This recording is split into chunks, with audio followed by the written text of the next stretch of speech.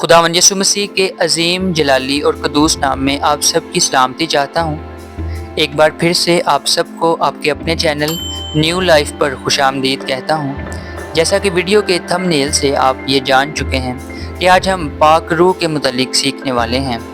आज हम पाक रूह की मदद से ही पाक रूह को सीखेंगे कि आखिर पाक रूह या अंग्रेज़ी में होली स्पिरिट कौन है, क्या हम उसे देख सकते हैं, पाक रूह कहाँ रहता है, क्या पाक रूह सिर्फ नए अहदनामे में ही जाहिर हुआ या ज़मीन पर उतरा, या फिर पुराने अहदनामे में भी पाक रूह ज़मीन पर मौजूद था।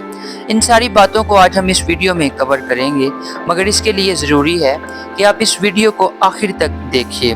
मेरे अजीज़ों, पाक रूह या होली स्पिरिट तस्लीस का तीसरा अकनूम है, या अंग्रेज़ी में थर्ड मोस्ट निगलेक्टेड और इग्नोर्ड पार्ट ऑफ ट्रिनिटी है। अब मैंने एक लफ्ज़ निगलेक्टेड और इग्नोर्ड इस्तेमाल किया है। इसकी वजह यह है कि ज़्यादातर लोग खुदा बाप के मुतालिक जानते हैं और बेटे के मुतालिक भी जानते हैं। इनकी एक तस्वीर हमारे जहनों में मौजूद है, मगर जब पाक रूह की बात आती है तो हम उसके बारे में सिर्फ चंद चीज़ें जानते हैं। क्योंकि हम पाक रूह के मुतालिक इल्म नहीं रखते, इसलिए ज़्यादातर मसीही पाक रूह को इग्नोर कर देते हैं। मेरे अजीज़ों, जब हम पाक रूह की बात करते हैं तो फ़ौरन पानी और आग की एक तस्वीर हमारे जहनों में आती है। मैं आपको ये बताना चाहता हूँ कि पानी और आग पाक रूह की करैक्टरिस्टिक्स हैं। हम पाक रूह को देख नहीं सकते। मेरे अजीज़ों, अगर आप पहला ग्रंथियों उसके छठे बाब की 19वीं आयत को पढ़ें तो उसमें लिखा है, क्या तुम नहीं जानते कि तुम्हारा बदन रूहुल कुद्दस का मक़दस है जो तुम में बसा हुआ है और तुमको खुदा की तरफ से मिला है। मेरे अजीज़ों, इस आयत में साफ जाहिर है कि पाक रूह आखिर कहाँ रहता है। पाक रूह हर उस शख्स के अंदर मौजूद है जो यीशु मसीह को अपना शख्सी निजात दहिंदा मानता है और उससे प्यार करता है।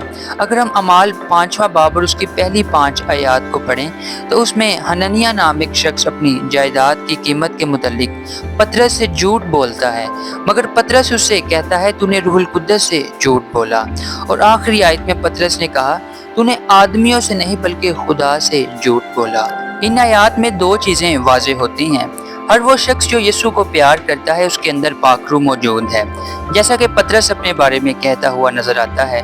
क्योंकि ईद पेंतिकोस्त के दिन उस 120 की जमात में पतरस भी शामिल था जिन पर पाक रूह उतरा और वो सब पाक रूह से भर गए। अमाल 5वें बाब की 5वीं आयत में पतरस कहता है कि तूने आदमियों से नहीं बल्कि खुदा से झूठ बोला। इस आयत से ये बात भी वाज़ेह होती है कि पाक रूह खुदा है। जैसे हम अपनी दुआओं में खुदा बाप, खुदा बेटा और खुदा पाक रूह कहते हैं। मेरे अजीज़ों, अगर हम पुराने अहदनामे की पहली किताब पैदाइश और उसके पहले बाब की दूसरी आयत को पढ़ें तो उसमें लिखा है, और ज़मीन वीरान और सुनसान थी और गहराओं के ऊपर अंधेरा था और खुदा की रूह पानी की सतह पर जुम्बश करती थी। इससे आगे अगर हम खुरूज 40 बाब और उसकी 34 और 38 आयत को पढ़ें तो उसमें लिखा है, तब खैमा इज्तिमा पर अबर छा गया और मस्कन खुदावंद के जलाल से मामूर हो गया। और 38 आयत में लिखा है, क्योंकि खुदावंद का अबर इसराइल के सारे घराने के सामने और उनके सारे सफ़र में दिन के वक्त तो मस्कन के ऊपर ठहरा रहता और रात को उसमें आग रहती थी। मेरे अजीज़ों, पुराने अहदनामे में पाक रूह की मौजूदगी अक्सर मखसूस अशखास और मखसूस कामों से वाबस्ता थी। पाक रूह अंबिया और बादशाहों पर नाजिल होता ताकि उन्हें किसी खास मकसद के लिए कुव्वत बख्शी जाए। जैसे शमसून और दाऊद की मिसाल हमें नज़र आती है, मगर ये हमेशा के लिए उनमें बसने वाली हजूरी नहीं थी।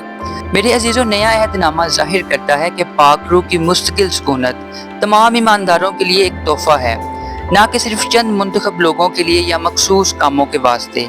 आज पाक रूह मेरे और आपके साथ हर वक्त रहता है और ईमानदारों में पाक रूह की मुस्तकिल सुकूनत पुराने और नए अहदनामे के दरमियान एक अहम फ़र्क है। मेरे अजीज़ों, मैं आपको ये बताना चाहता हूँ कि पाक रूह कोई बेजान चीज़ नहीं है, बल्कि उसमें इमोशंस हैं। मुसीबत तो आएगी मगर पाक रूह हमें बचा लेगा।